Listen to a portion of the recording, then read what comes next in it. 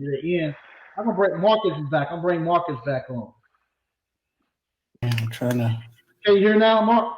Yeah, there we go. I can hear. Okay, you good now. You good. Okay. Yeah. No, we're just All right, talking, man. y'all go ahead. Y'all go ahead. You on? All Yeah, right. I'm going. I'll Peace, talk to you Marcus. later. All right. All right, look. All right. All right. All right. Yeah. Yeah, I'm back. Man, you're a marketing genius, man. Your commercials and stuff you do. Who come up with those? Hey, I sit down and I think of some ideas, and then I toss it around with the team, and I try to combine like some funny stuff, some eye-catching stuff, but really it's just kind of at a whim. Yeah, but you're real artistic. I've seen some of your cartoons that you've drawn. Hey, the videos and stuff, yeah, I really try to do them because it's like to try to catch the eye of people, because we're doing a lot more CODs, and I'm not originally from Bakersfield. So I have to think of different ways to get into different communities, especially with COVID going on.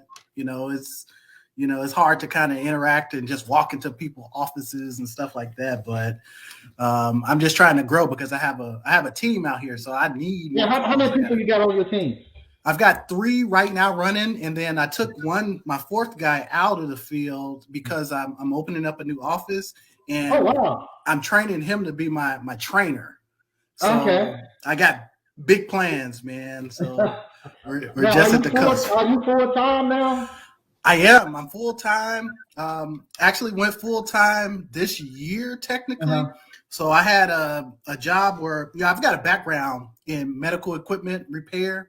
So I was in that field for years, but I was doing home loans, personal loans with this company. And in January, they were like, hey, you got this appliance business. It's a conflict of interest. And you got to quit. Yeah, that's what I was like. It's like, first of all, it's not a conflict of interest. And second of all, we just did $25,000 this month. I'm quitting you. But yeah, this is what I'm building this up. And actually, it was a good thing too. I was able to parlay that into something different that's my own instead of working for somebody else. So I'm like completely free of any corporate oversight or anything like that. So it's beautiful. That's great.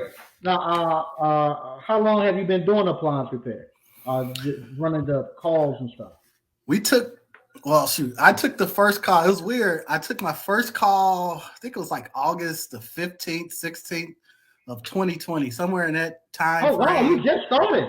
Yeah, it was. And I took a little while because I took the boot camp online, and I think I took it in April.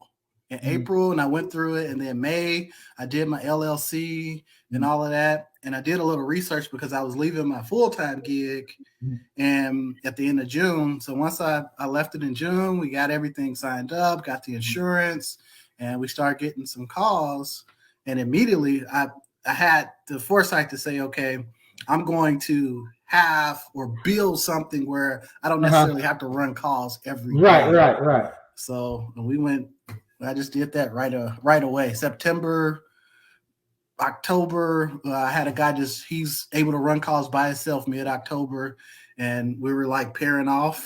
And January, I hired the second technician, and it's just been growing ever since. Wow. Now, have you ever ran a business before? I ran other people's businesses. I ran my own that failed. Yeah. So like I said before, I was in medical technology. So I was like a corporate director. So I've had 65 people report to me in like the same area. So Bakersfield, San Francisco. So I'm used to managing and building up because, like I said, I'm not from here originally. When I moved from Indiana, I had to learn everything. So it's kind of like starting from scratch 10 years ago, but it's good because it's my own. Yeah, man, you're good. Because what's happened? All that training and all that experience you got from those other companies. Now you got something you can plug it into of your own and implement it the right way in the way that works best for you. Man, this is great, man. This is great. So you managing people is no problem for you. So you good. With me, I don't like managing people. So and very few people can do what you do. Very few people can manage people. Very few people have the capacity to take it and do what you're doing.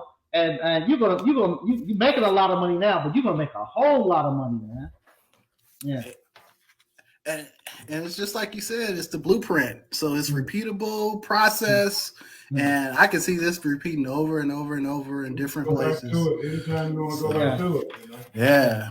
Are you looking to expand out the state, or are you going to stay Bakersfield, California, right? Yeah, I'm in California. So definitely California taxes and all the rules. But not anytime soon.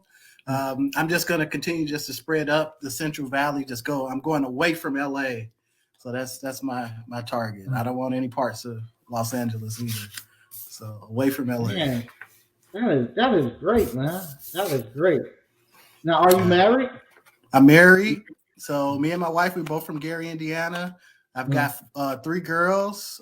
2, they're still here with me. So they're the 2 younger ones. They're getting to see everything being built, and Daddy's not going to his job. He's going to his own business. It's different mindset. Yeah. How does your wife like it now? She's seeing this transition. How she like it? A lot better than at the beginning. She was apprehensive, to say the least. Yeah.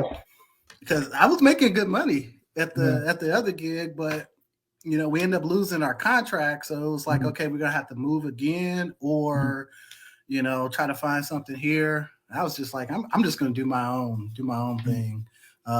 Now the boot camp, I kind of stumbled into that. How you do that? My buddy Armin, he met you at one of the ASTIs, first class services in Indianapolis. And Yeah, he was like, "You got to watch this channel." He sent me some links, and I think he was on one time. I was like, "What are you doing?" Medical repair too. Yeah. We graduated from the same school. Oh, okay. Yeah, it's like a little small niche thing that hardly nobody knows about, kind of similar to this. Wow, yeah, I remember Armin. Oh my God! So he led you over to Appliance Bootcamp and to Appliance Repair. Okay. Yep. Yeah. Yes, and I told him too. Like when I started watching and just consuming the content that you had there, I said, "Man, this is the same thing as medical equipment repair. It's just appliances." Yeah. Okay, I can flip this and turn it up real quick. So. You have turned it up quick, and less than right at a year. You got subs, and you pretty much get yourself out the truck. Yeah. Yeah, no, I haven't. I don't think I've been on a call in about 3 weeks. Honestly, that's great, man. I'm just focusing, opening up the office, all the paperwork, and dealing with putting stuff together and opening up bank accounts and all that stuff. So. And this is when people talk about working on your business and not working in your business. That's what they're talking about, what he's doing now. He's not out there doing physical calls and stuff. He's working on the business, getting it growing and getting it where he needs to go. Yeah, he cultivating it and getting it ready to go to the next place. That is great stuff, man. That is great stuff. Yeah, man. Like I keep telling everybody, we're gonna have to do it because Slick and them keep saying we have some great talent amongst us, and we got to get together and get you all to talk to, we can do like we do now, just talk amongst each other and stuff, because the talent that we have that's coming through here is ridiculous. The stuff that you all are doing, people, what you all are doing is unheard of in less than a year in, where you expanding into multiple markets and stuff. People just don't happen. It takes 15, 20 years for people to do what you all are doing to get out the truck. You got some people been doing it 30 years, ain't never get out the truck. Hats off to you, man. Hats off. And for you all to come in and be able to train people, for you to know marketing like you know it and putting it out there, and that is great. That is great. Hey, thank you, man. I appreciate it. And you know, thank you for just your teaching style. It was so simple. So I appreciate you, man. Yeah, I laugh. I remember. It's funny how life does that. Because when I first went into business, the whole time I was in business, only people I got were people who could barely get out of high school. You know, people who coming back into society. So no, I never got the engineers. No, I never got the professionals like you all got. So I could joke with my business partners at the time. You know, Abdul, he was a electrical engineer for a big company called Telecris, and then he was a director for engineering on that. Then you had Ron, he was a mechanical engineer, and he was over the mechanical engineering department over in East Carolina. You had his other business partner was a doctor. I said, that's who y'all got to play with. And I got to come out here. I remember the guys that would come to me the first week or two for them working, I have to teach them how to tell time. I said, you started at 8 o'clock, it's 12 o'clock. How many hours you gonna work? 8. You ain't work no 8. You know, subtract 8 from 12. You get paid $12 an hour. How much I owe you? You owe me $85. So that's the stuff I had to do the first couple of months. There wasn't no teaching them appliance repair. It was teaching them how to tell time and how to keep up with their money. So then trying to teach them what an ohm and all that stuff is, you forget it. If it beep, okay, good, leave it alone. Don't worry about no ohm. Don't look at the numbers on the meter. If it beep, it's good. Let's move on. If it don't beep, it's bad. So that's the way I had to kind of teach them. But it's funny how the universe plays around. That now they brought it up to where we're at now, where I can teach it to everybody and make it simple for you all to get it. And you all are going out here teaching other people and teaching other people how to start businesses. And like if something was to happen to me, it wouldn't even matter because you all have created so many other experts and so many people can teach it now. Anybody can teach it. Anybody can teach it. Yeah, you're right. And that's one of the challenges too. Like people, you know, finding workers to be able, you know, repair techs to get them going. I found a little bit of success with former mechanics. Though that's been my most successful ones. HVAC people, I hired one time. It didn't work out quite because they're set in their ways already. So yeah, it has to be simple. Somebody with, you know, hadn't done any high level stuff, but yeah, no, it's your style is easy, is simple, and hey, I appreciate it. Thank you, I appreciate it. Yeah, that's why I used to go. I used to get my guys from Jiffy Lube and places like that because I would go there. I go to different Jiffy Lubes and get my oil changed. I could see how they interact, the customer service. Sometimes I just do it from Cracker Barrel. I go eat. Now, if I see a young guy, he was clean cut, had good people skills, I can teach you how to fix the appliances. It's hard to teach those soft skills. So I'll go to Jiffy Lube. Jiffy Lube was good because they were used to getting dirty. They had good customer skills.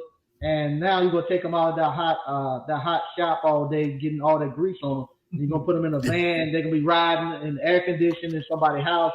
They're gonna make more money. They're gonna be able to stop and go do they can go pay their bills and have a little time in between stops to do stuff. Hey, they loved it. They loved it. Hey, yeah, definitely. So, you know, in this economy, anybody with a pulse, I'll come in and talk to you. Yeah. All right. Well, hey, thank you. I ain't hold up more of your time. Thank you, man. I appreciate it. Keep doing everything you're doing, man. All right, Marcus. Hey, I'll give you a call later, man. All right, definitely, man. We'll catch up. All right, thanks.